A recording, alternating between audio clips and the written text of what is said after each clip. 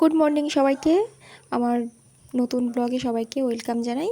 আজকের আর কোনো নতুন রান্নার ভিডিও নিয়ে আসিনি। আজকের আমি ঘরের একটু কাজ করছি। আজকের সকাল থেকে খুব ব্যস্ত আছি, তো তাই ভাবলাম তোমাদের সঙ্গে এইটুকু শেয়ার করি, যাতে তোমরা জানতে পারো যে আমি ব্যস্ত আছি।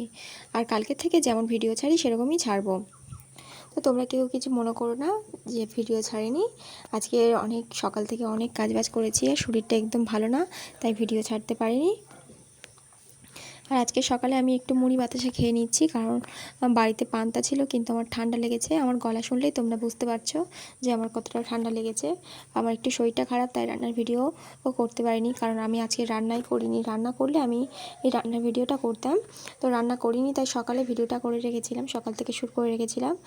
আর আজকের বাতাসা আর মুড়ি খেয়েছি। আর শরীরটা এতটাই খারাপ লাগছে যে আমি কথা বলতেও পারছি না, কিন্তু ভিডিওটা পোস্ট করবো বলে আমি খুব কষ্ট করে কথাগুলো বলছি।